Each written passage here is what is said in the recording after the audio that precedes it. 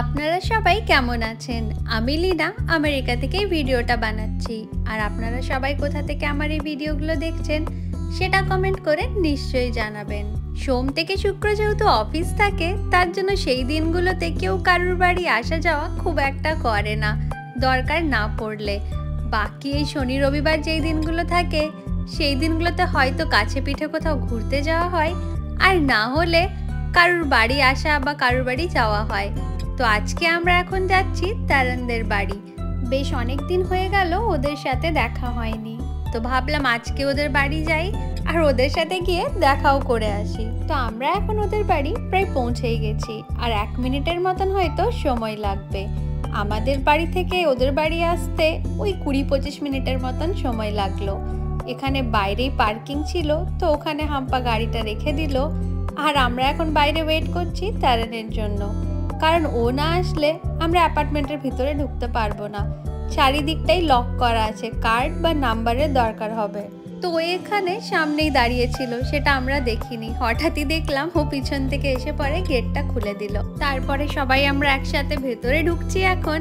আর ভেতরে ঢোকার পরে ও এক এক করে পুরো বিল্ডিংটা ভালো করে আমাদের দেখাচ্ছে যে কোথায় কি আছে। বিল্ডিং এর ভেতরে দেখছি ওদের সব মেল বক্সগুলো আছে, আর এই যে বড় রুমটা দেখাচ্ছে, এখানে অ্যামাজন বা এরকম কোনো জায়গা থেকে অনলাইনে জিনিসপত্র আসলে সব ওখানে রাখা থাকে, আর এক একটা বক্সের নাম্বার দেওয়া থাকে যেটার কোডটা ফোনে চলে আসে। এই দরজাগুলো সবই কার্ড দিয়ে খুলছে, তাছাড়া আমরা এর ভেতরে আসতে পারতাম না। তো এখানে সিকিউরিটি সিস্টেম দেখলাম খুবই ভালো, মানে বাইরের লোক কোনো পারমিশন ছাড়া ভেতরে অচেনা কেউ আসতে পারবে না। আজকে আমরা সেকেন্ড টাইম ওদের বাড়ি আসছি। এর আগে যেদিনে ওদের বাড়ি এসেছিলাম সেদিনে অনেক রাত্রে এসেছিলাম, তো সেদিনে আমরা শুধু রাত্রের খাবার খেয়ে পরে আমাদের বাড়ি চলে গিয়েছিলাম। তাই আজকে আমরা একটু বিকেল বিকেল করে ওদের বাড়ি এসেছি। এসে পরে বসলাম, তার সাথে সাথেই দেখি গুরবিন আজকে বানিয়েছিল সুজির হালুয়া।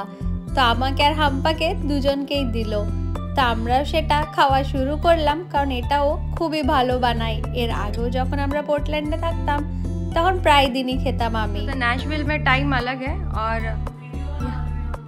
আসার পর থেকেই বসে বসে খাওয়া দাওয়া আর গল্প চলছিল আমাদের। এসব করতে করতে কখন যে রাত্রি 10টা বেজে গেল বুঝতে পারলাম না আমরা। এখন আমাদের খাবার টাইমও হয়ে গেছে, আর এদিকে ওরা খাবার লাগাতেও শুরু করে দিয়েছে। আজকে খাবারের মেনুতে ছিল গরম গরম রুটি, ডাল মাখানি, ভাত, আর তার সাথে ছিল স্যালাড। তো আমরা সবাই এখন খেতে বসে গেছি, আর খেতে বসে পরে একটা সেলফি তো সবাই মিলে একসাথে নেবই আমরা।